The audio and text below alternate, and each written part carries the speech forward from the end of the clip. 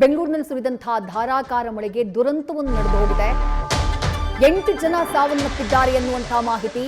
Bowring ಆಸ್ಪತ್ರೆಯ ಬಳಿ compound ಕುಸಿದಂತಹ ಪರಿಣಾಮ 8 ಜನ ಜೀವ ಕಳ್ಕೊಂಡಿದ್ದಾರೆ ಎನ್ನುವಂತಹ ಮಾಹಿತಿ ಸಿಗ್ತಾ ಇದೆ. ಬೌರಿಂಗ್ ಆಸ್ಪತ್ರೆಯ ಬಳಿ ಗೋಡೆ ಕುಸಿತ ಆಗಿದೆ. ಒಂದು ಮಗು ಸೇರಿ 8 ಜನ ಜೀವ ಕಳ್ಕೊಂಡಿದ್ದಾರೆ ಅನ್ನೋದು ಪ್ರಾಥಮಿಕವಾಗಿ ಲಭ್ಯವಾಗ್ತಾ ಇರುವಂತಹ ಮಾಹಿತಿ. ವ್ಯಾಪಾರಸ್ಥರು ಹಾಗೆ ಪಾದಚಾರಿಗಳು ಯಾರು ಆ ಜಾಗದಲ್ಲಿ ನಡ್ಕೊಂಡು ಹೋಗ್ತಾ ಇದ್ರು ಅವ್ರ ಜೀವ ಕಳ್ಕೊಂಡಿದ್ದಾರೆ ಅನ್ನುವಂಥ ಇನ್ಫಾರ್ಮೇಶನ್ ಸಿಗ್ತಾ ಇರೋದು. ಆ ದೃಶ್ಯವನ್ನ ಗಮನಿಸ್ತಾ ಇದ್ದೀರಿ, ಯಾವ ರೀತಿ ಕಾಂಪೌಂಡ್ ಕುಸಿತ ಆಗಿದೆ ಅಂತ ಹೇಳಿ. ಆ ಸಿಮೆಂಟ್ನ ಅಷ್ಟು ದೊಡ್ಡ ಗಾತ್ರದ ಕಾಂಪೌಂಡ್ ರಸ್ತೆ ಬದಿಯಲ್ಲಿ, ಆ ಕಾಂಪೌಂಡ್ ಬದಿಯಲ್ಲಿ ಹೋಗ್ತಾ ಇದ್ದವರ ಮೇಲೆಯೇ ಕುಸಿತ ಆಗಿದೆ. ಕೆಳಭಾಗದಲ್ಲಿ ಸಿಕ್ಕಾಕೊಂಡವರು ಜೀವವನ್ನೇ ಕಳ್ಕೊಂಡ್ಬಿಟ್ಟಿದ್ದಾರೆ. ಧಾರಾಕಾರ ಮಳೆಯ ನಡುವೆ ಆಗಿರುವಂತಹ ದುರಂತ ಇದು. 3 ಜನ ಮಕ್ಕಳು, 8 ಜನ ಸಾವನ್ನಪ್ಪಿದವರಲ್ಲಿ 3 ಜನ ಮಕ್ಕಳು ಅನ್ನುವಂಥ ಮಾಹಿತಿ ಸಿಗ್ತಾ ಇದೆ. ಬೌರಿಂಗ್ ಆಸ್ಪತ್ರೆಗೆ ನಗರ ಪೊಲೀಸ್ ಆಯುಕ್ತರಾಗಿರುವಂತಹ ಸಿಮನ್ ಕುಮಾರ್ ಸಿಂಗ್ ಈಗಾಗಲೇ ಭೇಟಿಯನ್ನ ಕೊಟ್ಟಿದ್ದಾರೆ. ಮತ್ತೊಂದು ಕಡೆ ಘಟನಾ ಸ್ಥಳದ ಪರಿಶೀಲನೆಗೆ ಡಿಸಿಎಂ ಡಿಕೆ ಶಿವಕುಮಾರ್ ಅವರು ಕೂಡ ಆಗಮಿಸುತ್ತಿದ್ದಾರೆ ಅನ್ನುವಂಥ ಮಾಹಿತಿ ಲಭ್ಯವಾಗ್ತಾ ಇದೆ.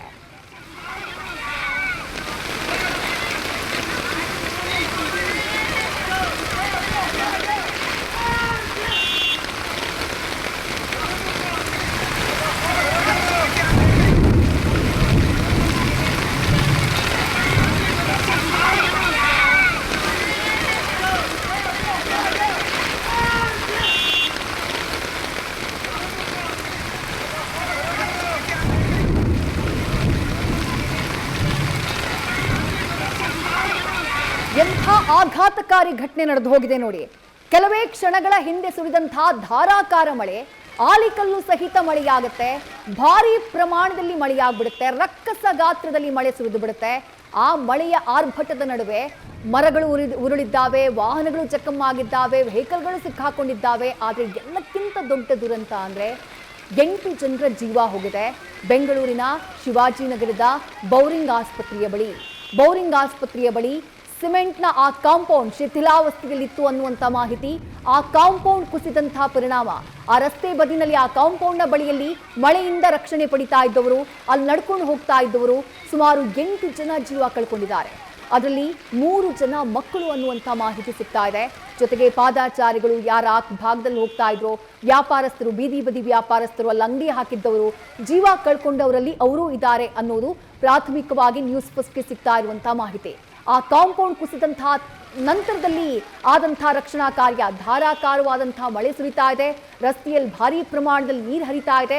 ಅದರ ಮಧ್ಯೆಯೂ ಅಲ್ಲಿದ್ದಂತಹ ಸ್ಥಳೀಯರು ಆ ದೊಡ್ಡ ದೊಡ್ಡ ಗಾತ್ರದ ಸಿಮೆಂಟ್ ಬ್ಲಾಕ್ಗಳು, ಆ ಕಾಂಪೌಂಡ್ನ ಕುಸಿತ ಆದಂತಹ ಸಂದರ್ಭದಲ್ಲಿ ಬಿದ್ದಂತಹ ಸಿಮೆಂಟ್ನ ಬ್ಲಾಕ್ಗಳು ಏನಿದ್ದಾವೆ ಅದನ್ನ ಎತ್ತಿ ಕೆಳಭಾಗದಲ್ಲಿ ಸಿಕ್ಕಾಕೊಂಡಿದ್ದಂತಹ ಜನರ ರಕ್ಷಣೆಗೆ ಪ್ರಯತ್ನ ಪಟ್ಟಿದ್ದಾರೆ. ಮತ್ತಷ್ಟು ಡೀಟೇಲ್ಸ್ ನಮ್ಮ ಪ್ರತಿನಿಧಿ ಅಂಕಿತಾ ನೀಡ್ತಾ ಹೋಗ್ತಾರೆ. ಅಂಕಿತಾ, ಆಲಿಕಲ್ಲು ಮಳೆ ಸುರಿತು, ಆದರೆ ಇಂಥ ದುರಂತ ಯಾರೂ ನಿರೀಕ್ಷೆ ಮಾಡಿರಲಿಲ್ಲ. ಹೇಗಾಯ್ತು? ಸದ್ಯಕ್ಕೇನು ಮಾಹಿತಿ ಲಭ್ಯವಾಗ್ತಾ ಇದೆ? ಘಟನಾ ಸ್ಥಳದಲ್ಲಿ ಸದ್ಯ ಏನ್ ನಡೀತಾ ಇದೆ? ರಕ್ಷಣಾ ಕಾರ್ಯಾಚರಣೆ ಕಂಪ್ಲೀಟ್ ಆಗಿದೆಯಾ ಅಂಕಿತಾ? ಮತ್ತೆ ನಮ್ಮ ಪ್ರತಿನಿಧಿಯನ್ನ ಸಂಪರ್ಕ ಮಾಡುವಂತಹ ಪ್ರಯತ್ನವನ್ನ ಮಾಡ್ತೀವಿ. ಘಟನಾ ಸ್ಥಳದ ದೃಶ್ಯಗಳನ್ನ ಗಮನಿಸ್ತಾ ಇದ್ದೀರಿ. ಕಾಂಪೌಂಡ್ ಕುಸಿತ ಹೇಗಾಯ್ತು ಅನ್ನೋದನ್ನ ನೋಡ್ತಾ ಇದ್ದೀರಿ. ಅದಾದಂತಹ ನಂತರದಲ್ಲಿ 8 ಜನ ಜೀವ ಕಳ್ಕೊಂಡಿರೋ ಬಗ್ಗೆ ಮಾಹಿತಿ ಸಿಗ್ತಾ ಇರೋದು. ನಗರ ಪೊಲೀಸ್ ಆಯುಕ್ತ ಸಿಮನ್ ಕುಮಾರ್ ಸಿಂಗ್ ಈಗಾಗಲೇ ಸ್ಥಳಕ್ಕೆ ದೌಡಾಯಿಸಿದ್ದಾರೆ. ಘಟನೆಗೆ ಸಂಬಂಧಪಟ್ಟ ಹಾಗೆ ಮಾಹಿತಿಯನ್ನ ಪಡ್ಕೊಂಡಿದ್ದಾರೆ. ಮೃತದೇಹಗಳನ್ನ ಶವಾಗಾರಕ್ಕೆ ಶಿಫ್ಟ್ ಮಾಡಲಾಗಿದೆ ಅನ್ನುವಂತ ಮಾಹಿತಿ. ಮತ್ತೊಂದು ಕಡೆ ಡಿಸಿಎಂ ಡಿಕೆ ಶಿವಕುಮಾರ್ ಅವರು ಘಟನಾ ಸ್ಥಳದತ್ತ ಹೊರಟಿದ್ದಾರೆ. ಜೊತೆಗೆ ಘಟನೆಗೆ ಸಂಬಂಧಪಟ್ಟ ಹಾಗೆ ಪ್ರತಿಕ್ರಿಯಿಸಿದ್ದಾರೆ. ನೋಡೋಣ. ನಗರ ಪೊಲೀಸ್ ಆಯುಕ್ತರಾಗಿರುವಂತಹ ಸಿಮನ್ ಕುಮಾರ್ ಸಿಂಗ್ ಅವರು ಕೂಡ ಸ್ಥಳದಲ್ಲೇ ಇದ್ದಾರೆ ಅನ್ನುವಂತಹ ಮಾಹಿತಿ ಸಿಗ್ತಾ ಇದೆ. ಡಿಸಿಎಂ ಡಿಕೆ ಶಿವಕುಮಾರ್ ಅವರು ಕೂಡ ಸದ್ಯ ಸ್ಥಳದತ್ತ ದೌಡಾಯಿಸುತ್ತಿದ್ದಾರೆ. ಇನ್ನು 2-3 ದಿನಗಳ ಕಾಲ ಬೆಂಗಳೂರಿನಲ್ಲಿ ಭಾರೀ ಗಾತ್ರದಲ್ಲಿ ಮಳೆಯಾಗುತ್ತೆ ಅನ್ನುವಂಥ ಮಾಹಿತಿಯನ್ನ ಹವಾಮಾನ ಇಲಾಖೆ ನೀಡಿದೆ. ಆದರೆ ಮಳೆಯ ನಡುವೆ ಮೊದಲ ಮಳೆಗೆ ಇಂಥದ್ದೊಂದು ದಾರುಣ ಘಟನೆ ನಡೆದು ಹೋಗಿದೆ. 7 ಡೆತ್ ಆಗಿದೆ. ಪರಿಶೀಲನೆ ಮಾಡ್ತೀವಿ. ಬರಬೇಕು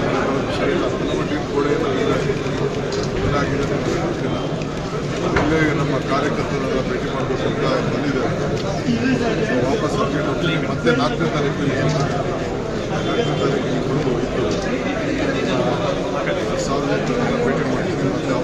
ತಗ್ಗು ಪ್ರದೇಶ ಮನೆಗಳಿಗೂ ನೀರು ನುಗ್ಗಿದೆ ಸರ್. ನೋಡ್ತೀನಿ. ಡಿ ಕೆ ಶಿವಕುಮಾರ್ ಅವರು ಕೊಟ್ಟಂತಹ ಪ್ರತಿಕ್ರಿಯೆ ಇದು. ಘಟನಾ ಸ್ಥಳಕ್ಕೆ ಹೋಗ್ತಾ ಇದ್ದೀನಿ ನಾನು, ಏನಾಗಿದೆ ಅನ್ನೋದನ್ನ ಪರಿಶೀಲನೆ ಮಾಡೋಕೆ ಅನ್ನುವಂಥ ಮಾಹಿತಿಯನ್ನ ಕೊಟ್ಟಿದ್ದಾರೆ. ಶಿಥಿಲಾವಸ್ಥೆಯಲ್ಲಿತ್ತು ಆ ಕಾಂಪೌಂಡ್ ಅನ್ನುವಂಥ ಮಾಹಿತಿ ಇದೆ. ಇವತ್ತಿನಿಂದ 1-2-3 ದಿನಗಳ ಕಾಲ ಧಾರಾಕಾರವಾಗಿ ಮಳೆ ಸುರಿಯುತ್ತೆ ಅನ್ನುವಂಥ ಮುನ್ಸೂಚನೆಯನ್ನ ಹವಾಮಾನ ಇಲಾಖೆ ನೀಡಿತ್ತು. ಬೌರಿಂಗ್ ಆಸ್ಪತ್ರೆಯ ಬಳಿ ಇರುವಂತಹ ಈ ಕಾಂಪೌಂಡ್ ಏನಿದೆ ಇದು ಶಿಥಿಲಾವಸ್ಥೆಯಲ್ಲಿತ್ತು ಅನ್ನುವಂಥ ಮಾಹಿತಿ. ಆ ಭಾಗದಲ್ಲಿ ಮಳೆ ಬರ್ತಾ ಇದ್ದಂತಹ ಸಂದರ್ಭದಲ್ಲಿ ಬೀದಿ ಬದಿ ವ್ಯಾಪಾರಿಗಳು ನೋಡಿ, ನೀವು ದೃಶ್ಯದಲ್ಲಿ ಗಮನಿಸ್ತಾ ಇದ್ದೀರಿ, ಅವರ ಅಂಗಡಿಗಳು ಏನಿದ್ದಾವೆ, ಅವರ ಗಾಡಿಗಳು ಏನಿದ್ದಾವೆ ಅದಕ್ಕೆಲ್ಲ ಟಾರ್ಪಾಲ್ ಅನ್ನ ಹಾಕಿ ಅಲ್ಲಿ ಕವರ್ ಮಾಡುವಂತಹ ಪ್ರಯತ್ನವನ್ನ ಮಾಡಿದ್ರು. ಇದರ ಮಧ್ಯೆಯೇ ಅದೇ ರೀತಿ ಯಾರ ಅಂಗಡಿಗಳನ್ನ ಇಟ್ಕೊಂಡಿದ್ರು, ಯಾರು ಆ ಮಳೆಯ ಮಧ್ಯೆ ರಕ್ಷಣೆಯನ್ನ ಪಡೆಯುವುದಕ್ಕೆ ಮುಂದಾಗಿದ್ರು, ಅವರ ಮೇಲೆಯೇ ಹಿಂಭಾಗದಲ್ಲಿದ್ದಂತಹ ಆ ಯಮದೂತ ಕಾಂಪೌಂಡ್ ಏಕಾಏಕಿ ಕುಸಿತ ಆಗಿದೆ. ಸುಮಾರು 8 ಜನ ಅದರ ಒಳಭಾಗದಲ್ಲಿ ಅಂದ್ರೆ ಆ ಕಾಂಪೌಂಡ್ನ ಕೆಳಭಾಗದಲ್ಲಿ ಸಿಕ್ಕಿ ಅಪ್ಪಚ್ಚಿಯಾಗಿತ್ತು. ಡೀಟೇಲ್ಸ್ ನಮ್ಮ ಪ್ರತಿನಿಧಿ ಭರತ್ ನೀಡ್ತಾ ಹೋಗ್ತಾರೆ. ಭರತ್, ಮೊದಲ ಮಳೆ ಧಾರಾಕಾರವಾಗಿ ಸುರಿತು, ಆಲಿಕಲ್ಲು ಮಳೆಯಾಯಿತು. ಸಣ್ಣ ಪುಟ್ಟ ಅವಾಂತರಗಳು ಮಳೆಯಾದಾಗ ನಡೆಯೋದು ಸಾಮಾನ್ಯ, ಆದ್ರೆ ದೊಡ್ಡ ದುರಂತ ನಡೆದು ಹೋಗಿದೆ. ಸದ್ಯಕ್ಕೆ ಏನ್ ಮಾಹಿತಿ ಸಿಗ್ತಾ ಇದೆ ಈ ಘಟನೆಗೆ ಸಂಬಂಧಪಟ್ಟ ಹಾಗೆ? ವಿದ್ಯಾ, ಸಂಜೆ ನಂತರ ಭಾರಿ ಮಳೆ ಬೆಂಗಳೂರಲ್ಲಿ ಬಿದ್ದಿರುವಂತದ್ದು. ಇದರ ಒಂದು ಪರಿಣಾಮ ಈಗ ಬೋರಿಂಗ್ ಆಸ್ಪತ್ರೆಯ ಗೋಡೆ ಅಂದ್ರೆ ಶಿಥಿಲಾವಸ್ಥೆಯಲ್ಲಿ ಇದ್ದಂತಹ ಗೋಡೆ ಈಗ ಕುಸಿದಂತಹ ಪರಿಣಾಮವಾಗಿ ಆ ಗೋಡೆಯ ಪಕ್ಕದಲ್ಲಿ ಸಾಕಷ್ಟು ಪಾದಾಚಾರಿಗಳು ಓಡಾಡ್ತಾ ಇದ್ರು. ಜೊತೆಗೆ ವ್ಯಾಪಾರಸ್ಥರು ಕೂಡ ಅಲ್ಲಿ ಅಂಗಡಿಗಳನ್ನ ಆಟ್ಕೊಂಡು ವ್ಯಾಪಾರವನ್ನು ಕೂಡ ಮಾಡ್ತಾ ಇದ್ರು. ಸೊ ಹಾಗಾಗಿ ಗೋಡೆ ಕುಸಿದಂತಹ ಪರಿಣಾಮ ಈಗ ಅಲ್ಲಿ ವ್ಯಾಪಾರಸ್ಥರು ಯಾರಿದ್ರು, ಜೊತೆಗೆ ಪಾದಾಚಾರಿಗಳು ಮಳೆ ಬಂದಂತ ಸಂದರ್ಭದಲ್ಲಿ ಆ ಗೋಡೆ ಪಕ್ಕದಲ್ಲಿ ಯಾರು ಹೋಗ್ತಾ ಇದ್ರು ಅವ್ರ ಮೇಲೆ ಈಗ ಗೋಡೆ ಕುಸಿದಿರುವಂತದ್ದು. ಅಂದ್ರೆ ಸಂಜೆ ಸುಮಾರು 5:30 6 ಗಂಟೆ ಸಮಯದಲ್ಲಿ ಈ ಘಟನೆ ಆಗಿದೆ ಅನ್ನೋ ಮಾಹಿತಿ ಈಗ ನಮಗೆ ಸಿಗ್ತಾ ಇದೆ. ಜೊತೆಗೆ ಇದರಲ್ಲಿ ಸಾಕಷ್ಟು ಜನರು ಕೂಡ ಈಗ ಸಾವನ್ನಪ್ಪಿದ್ದಾರೆ. ಸದ್ಯದ ಮಾಹಿತಿ ಪ್ರಕಾರ ಸುಮಾರು 8 ಜನ ಇದರಲ್ಲಿ ಈಗ ಸಾವನ್ನಪ್ಪಿದ್ದಾರೆ ಅನ್ನೋ ಒಂದು ವಿಚಾರ ಕೂಡ ಈಗ ನಮಗೆ ಸಿಗ್ತಾ ಇರುವಂತದ್ದು. ಜೊತೆಗೆ ಅವ್ರನ್ನ ಕೂಡಲೇ ಆಸ್ಪತ್ರೆಗೆ ಕರೆದುಕೊಂಡೋಗಿ ಗಾಯಾಳುಗಳನ್ನು ಕೂಡ ಈಗ ಚಿಕಿತ್ಸೆ ಕೊಡಿಸುವಂತಹ ಕೆಲಸ ಕೂಡ ಆಗ್ತಾ ಇದೆ. ಸದ್ಯಕ್ಕೆ ಈಗ ಬೆಂಗಳೂರು ನಗರ ಪೊಲೀಸ್ ಕಮಿಷನರ್ ಆಗಿರುವಂತಹ ಸೀಮಂತ್ ಕುಮಾರ್ ಸಿಂಗ್ ಅವರು ಕೂಡ ಆ ಸ್ಪಾಟ್ಗೆ ಬಂದು ಅಲ್ಲಿ ಏನ್ ಇನ್ಸಿಡೆಂಟ್ ಆಯ್ತು, ಜೊತೆಗೆ ಸಿಚುವೇಶನ್ ಹೇಗಿದೆ ಅನ್ನೋದ್ರ ಬಗ್ಗೆ ಕೂಡ ಈಗ ಮಾಹಿತಿಯನ್ನು ಕೂಡ ಈಗ ಕಲೆ ಆಗ್ತಾ ಇದ್ದಾರೆ. ಮತ್ತೊಂದು ಕಡೆ DCM DK ಶಿವಕುಮಾರ್ ಅವರು ಕೂಡ ಈ ಘಟನೆ ಸಂಬಂಧ ಪ್ರತಿಕ್ರಿಯೆ ಕೊಟ್ಟಿದ್ದು, ಅವರು ಕೂಡ ಈಗ ಸ್ಥಳಕ್ಕೆ ಹೋಗ್ತೀನಿ ಅನ್ನುವ ಮಾತನ್ನು ಕೂಡ ಹೇಳಿರುವಂತದ್ದು. ಅಂದ್ರೆ ಕಳೆದ 10ರಿಂದ 15 ದಿನಗಳಿಂದ ಭಾರಿ ಬಿಸಿಲಿನ ಒಂದು ತಾಪಮಾನ ಇತ್ತು. ಸೊ ಹವಾಮಾನ ಇಲಾಖೆ ಕೂಡ ಈಗ ಮುಂದಿನ 3 ದಿನಗಳ ಕಾಲ ಬೆಂಗಳೂರು ಸೇರಿದಂತೆ ರಾಜ್ಯದ ಬಹುತೇಕ ಜಿಲ್ಲೆಗಳಲ್ಲಿ ಭಾರಿ ಪ್ರಮಾಣದಲ್ಲಿ ಮಳೆ ಆಗುವಂತಹ ಚಾನ್ಸಸ್ ಇದೆ. ಜೊತೆಗೆ ಆಲಿಕಲ್ಲು ಮಳೆ ಆಗುವಂತಹ ಚಾನ್ಸಸ್ ಇದೆ. ಜೊತೆಗೆ ಬಿರುಗಾಳಿ ಸಹಿತ ಮಳೆ ಆಗುತ್ತೆ ಅನ್ನೋ ಒಂದು ಎಚ್ಚರಿಕೆಯನ್ನು ಕೂಡ ಕೊಟ್ಟಿದ್ರು. ಹಾಗಾಗಿ ಇಂದು ಸಂಜೆಯಿಂದಲೇ ಕೂಡ ಬೆಂಗಳೂರು ನಗರದಲ್ಲಿ ವಿಪರೀತವಾದ ಒಂದು ಮಳೆ ಶುರುವಾಯಿತು. ಜೊತೆಗೆ ಆಲಿಕಲ್ಲು ಕೂಡ ಮಳೆ ಬಿದ್ದಿದೆ. ಜೊತೆಗೆ ಭಾರಿಯ ಬಿರುಗಾಳಿ ಸಹಿತ ಮಳೆ ಬಿದ್ದಂತ ಸಂದರ್ಭದಲ್ಲಿ ಬೆಂಗಳೂರಿನ ವಿವಿಧೆಡೆ ಕೂಡ ಮರದ ರಂಬೆ ಕೊಂಬೆಗಳು ಬಿದ್ದಿದ್ದಾವೆ. ಸಾಕಷ್ಟು ಹಾನಿಯಾಗಿರುವಂತಹ ಇನ್ಸಿಡೆಂಟ್ಗಳು ಕೂಡ ನಡೆದಿದ್ದಾವೆ. ಇದರ ಮಧ್ಯೆ ಈಗ ಬೋರಿಂಗ್ ಆಸ್ಪತ್ರೆಯ ಗೋಡೆ ಕುಸಿದು 8 ಜನ ವ್ಯಾಪಾರಸ್ಥರು ಜೊತೆಗೆ ಪಾದಾಚಾರಿಗಳೀಗ ಸಾವನ್ನಪ್ಪಿದ್ದಾರೆ ಅನ್ನೋ ಮಾಹಿತಿ ಕೂಡ ಈಗ ಸಿಗ್ತಾ ಇರುವಂತದ್ದು. ಒಟ್ಟಾರೆ ಭಾರಿ ಮಳೆಯಿಂದಾಗಿ ಅನಾಹುತಗಳು ಕೂಡ ಈಗ ನಗರದಲ್ಲಿ ಆಗಿರುವಂತದ್ದು. ಸದ್ಯಕ್ಕೆ ಏನು ಶವಗಳನ್ನ ಈಗ ಮಾರ್ಚರಿಗೆ ಶಿಫ್ಟ್ ಮಾಡುವಂತಹ ಕೆಲಸವನ್ನ ಕೂಡ ಈಗ ಅಲ್ಲಿ ಆಸ್ಪತ್ರೆ ಸಿಬ್ಬಂದಿಗಳು ಕೂಡ ಮಾಡ್ತಾ ಇರುವಂತದ್ದು. ಜೊತೆಗೆ ಗಾಯಾಳುಗಳಿಗೆ ಚಿಕಿತ್ಸೆ ಕೊಡಿಸುವಂತ ಕೆಲಸವನ್ನ ಕೂಡ ಈಗ ಅಲ್ಲಿ ಮಾಡ್ತಾ ಇದ್ದಾರೆ. ವಿದ್ಯಾ, ಅಂದ್ರೆ ಭರತ್, ಈಗ ಈ ಘಟನೆ ಎಕ್ಸಾಕ್ಟ್ ಆಗಿ ಎಷ್ಟು ಗಂಟೆಗೆ ನಡೆಯಿತು? ಜೊತೆಗೆ ನಾವು ದೃಶ್ಯಗಳಲ್ಲಿ ಗಮನಿಸ್ತಾ ಇದ್ದೀವಿ, ನಮಗೆ ಲಭ್ಯ ಆಗಿರುವಂತಹ ದೃಶ್ಯಗಳಲ್ಲಿ ಸ್ಥಳೀಯರು ತಕ್ಷಣಕ್ಕೆ ರಕ್ಷಣೆಗೆ ಬರ್ತಾರೆ, ಆ ದೊಡ್ಡ ದೊಡ್ಡ ಸಿಮೆಂಟ್ ಬ್ಲಾಕ್ ಗಳನ್ನ ಎತ್ತುವಂತಹ ಪ್ರಯತ್ನವನ್ನ ಮಾಡ್ತಾರೆ. ಆ ಜಾಗದಲ್ಲಿ ಎಲ್ಲವೂ ಕ್ಲಿಯರ್ ಆಗಿದೆಯಾ? ಅಂದ್ರೆ ರಕ್ಷಣಾ ಕಾರ್ಯಾಚರಣೆ ಎಲ್ಲವೂ ಕ್ಲಿಯರ್ ಆಗಿದೆಯಾ? ಜೊತೆಗೆ ಗಾಯಾಳುಗಳ ಕಂಡೀಷನ್ ಬಗ್ಗೆ, 3 ಜನ ಗಾಯಾಳುಗಳು ಆಸ್ಪತ್ರೆಯಲ್ಲಿ ಟ್ರೀಟ್ಮೆಂಟ್ ಪಡ್ಕೊಳ್ತಾ ಇದ್ದಾರೆ ಅಂತ ಹೇಳಿದ್ರಿ, ಅವರ ಕಂಡೀಷನ್ ಹೇಗಿದೆ, ಅದ್ರ ಬಗ್ಗೆ ಏನ್ ಮಾಹಿತಿ ಲಭ್ಯ ಆಗ್ತಾ ಇದೆ ಭರತ್? ವಿದ್ಯಾ, ಅಂದ್ರೆ ಸುಮಾರು 5:30 6 ಗಂಟೆ ಈ ಸಮಯದಲ್ಲಿ ಇನ್ಸಿಡೆಂಟ್ ಆಗಿದೆ ಅನ್ನೋ ಮಾಹಿತಿ ಸಿಗ್ತಾ ಇರುವಂತದ್ದು. ಜೊತೆಗೆ ಆ ಬೋರಿಂಗ್ ಆಸ್ಪತ್ರೆಯ ಗೋಡೆ ಶಿಥಿಲಾವಸ್ಥೆಯಲ್ಲಿ ಇತ್ತು, ಭಾರಿ ಎತ್ತರಕ್ಕೆ ಕೂಡ ಇತ್ತು. ಹಾಗಾಗಿ ಆ ಏಕಾಏಕಿ ಗೋಡೆ ಕುಸಿದಂತ ಸಂದರ್ಭದಲ್ಲಿ ಭಾರಿ ಪ್ರಮಾಣದ ಮಣ್ಣು ಜೊತೆಗೆ ಕಲ್ಲುಗಳು ಇದ್ದಂತಹ ಒಂದು ಪರಿಣಾಮವಾಗಿ ಅಲ್ಲಿ ಪಾದಾಚಾರಿಗಳು ಜೊತೆಗೆ ವ್ಯಾಪಾರಸ್ಥರ ಮೇಲೆ ಬಿದ್ದಿರುವಂತ, ಅಂದ್ರೆ ಅಲ್ಲಿ ದೃಶ್ಯಗಳಲ್ಲೂ ಕೂಡ ಕ್ಲಿಯರ್ ಆಗಿ ನೋಡ್ತಾ ಇದ್ದೀರಾ. ಆ ಮಣ್ಣಿನ ಅಡಿ ಅಂದ್ರೆ ಶಿಥಿಲಾವಸ್ಥೆಯಲ್ಲಿ ಇದ್ದಂತಹ ಗೋಡೆ ಕುಸಿದಂತ ಸಂದರ್ಭದಲ್ಲಿ ಆ ಪಾದಾಚಾರಿಗಳ ಮೇಲೆ ಜೊತೆಗೆ ವ್ಯಾಪಾರಸ್ಥರ ಮೇಲೆ ಮಣ್ಣು ಜೊತೆಗೆ ಕಲ್ಲು ಎಲ್ಲವೂ ಕೂಡ ಬಿದ್ದಿರುವಂತದ್ದು. ಆಗ ಸ್ಥಳೀಯರು ಅಲ್ಲಿನ ಸಹಾಯಕ್ಕೆ ಬರ್ತಾರೆ.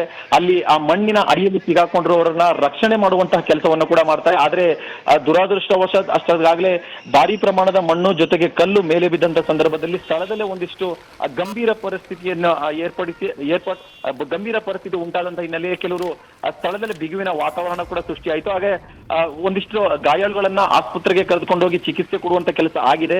ಸದ್ಯದ ಮಾಹಿತಿ ಪ್ರಕಾರ 3 ರಿಂದ 4 ಜನರಿಗೆ ಹೆಚ್ಚಿನ ಚಿಕಿತ್ಸೆಯನ್ನ ಕೊಡಲಾಗ್ತಾ ಇದೆ. ಜೊತೆಗೆ 8 ಜನ ಈಗಾಗಲೇ ಸಾವನ್ನಪ್ಪಿದ್ದಾರೆ ಅನ್ನೋ ಒಂದು ಮಾಹಿತಿ ಕೂಡ ಈಗ ಲಭ್ಯವಾಗ್ತಾ ಇದೆ. ಸೊ ಹಾಗಾಗಿ ಗಾಯಾಳುಗಳ ಪರಿಸ್ಥಿತಿ ಕೂಡ ಸದ್ಯಕ್ಕೆ ಅಂದ್ರೆ ಅವರ ಬಹಳಷ್ಟು ದೊಡ್ಡ ಮಟ್ಟದಲ್ಲಿ ಗಾಯ ಆಗದೆ ಇರಬಹುದು. ಆದ್ರೆ ಸಣ್ಣ ಪುಟ್ಟ ಕೈಗೆ ಕಾಲಿಗೆ ಈ ರೀತಿಯಾಗಿ ಗಾಯಗಳಾಗಿರುವಂತಹ ಒಂದು ಮಾಹಿತಿ ಕೂಡ ಸಿಗ್ತಾ ಇರುವಂತದ್ದು. ಸದ್ಯಕ್ಕೆ 8 ಜನ ಸಾವನ್ನಪ್ಪಿರೋ ಬಗ್ಗೆ ಮಾಹಿತಿ ಸಿಗ್ತದೆ. ಜೊತೆಗೆ 3 ರಿಂದ 4 ಜನ ಗಾಯಾಳುಗಳಿಗೆ ಆಸ್ಪತ್ರೆಯಲ್ಲಿ ಚಿಕಿತ್ಸೆ ಕೊಡಿಸುವಂತ ಕೆಲಸ ಆಗ್ತಾ ಇದೆ. ಜೊತೆಗೆ ಈಗಾಗಲೇ ಕಮಿಷನರ್ ಕೂಡ ಅಲ್ಲಿ ಸ್ಥಳದಲ್ಲಿ ಬೀಡು ಬಿಟ್ಟಿದ್ದಾರೆ. DCM ಅವರು ಕೂಡ ಆ ಸ್ಪಾಟ್ಗೆ ಹೋಗುವಂತಹ ಒಂದು ಸಾಧ್ಯತೆ ಇದೆ.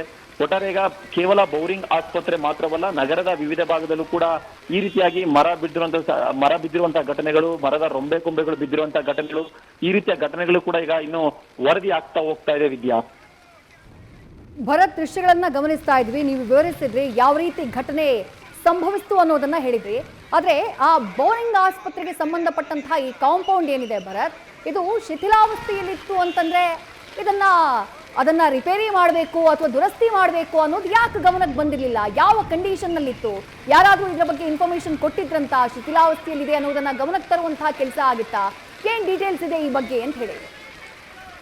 ವಿದ್ಯಾ, ನಮ್ಮ ಅಧಿಕಾರಿಗಳು ನಿರ್ಲಕ್ಷ್ಯ ಯಾವ ರೀತಿಯಾಗಿ ಇರುತ್ತೆ ಅಂತಂದ್ರೆ, ಯಾವ್ದಾದ್ರು ಒಂದು ಇನ್ಸಿಡೆಂಟ್ ಆಗಬೇಕು, ಯಾವ್ದಾದ್ರು ಈ ರೀತಿಯಾದ ಒಂದು ದುರ್ಘಟನೆ ಆಗಬೇಕು, ಅದರಿಂದ ಒಂದಿಷ್ಟು ಜನರ ಪ್ರಾಣ ಹೋಗಬೇಕು. ಆ ಒಂದು ಸಂದರ್ಭಗಳಲ್ಲೇ ಆ ಒಂದು ಘಟನೆ ಅಂದ್ರೆ ಜಾಗದ ಬಗ್ಗೆ ಅಥವಾ ಅಲ್ಲೇನು ಶಿಥಿಲಾವಸ್ಥೆಯಲ್ಲಿತ್ತು ಗೋಡೆ, ಈ ರೀತಿಯಾದ ಒಂದು ಅಭಿವೃದ್ಧಿಗಳ ಬಗ್ಗೆ ಜನಪ್ರತಿನಿಧಿಗಳಾಗಿರ್ಬೋದು, ಅದೇ ಅಧಿಕಾರಿಗಳಾಗಿರ್ಬೋದು ತಲೆ ಕೆಡಿಸ್ಕೊಳ್ತಾರೆ. ಅಲ್ಲಿವರೆಗೂ ಕೂಡ ಯಾರು ಕೂಡ ಅಲ್ಲಿ ಶಿಥಿಲಾವಸ್ಥೆ ಆಗಿದ್ದ ಗೋಡೆ ಅದನ್ನ ಸರಿಪಡಿಸಬೇಕು, ಇದರಿಂದ ಮುಂದೊಂದು ದಿನ ಅಪಾಯ ಆಗುತ್ತೆ, ಈ ಬಗ್ಗೆ ಯಾರು ಕೂಡ ತಲೆ ಕೆಡಿಸ್ಕೊಳ್ಳೋದಿಲ್ಲ. ಇನ್ನು ಪಾದಚಾರಿ ಜನರಿಗೆ ಅನಿವಾರ್ಯವಾಗಿ ಆ ರಸ್ತೆಯಲ್ಲಿ ಓಡಾಡಲೇಬೇಕಾಗಿರುತ್ತೆ. ಜೊತೆಗೆ ಅಲ್ಲಿನ ವ್ಯಾಪಾರಸ್ಥರಿಗೂ ಕೂಡ ಬೇರೆ ಯಾವುದೇ ರೀತಿಯಾದ ಒಂದು ಪರ್ಯಾಯ ಜಾಗ ಇರೋದಿಲ್ಲ.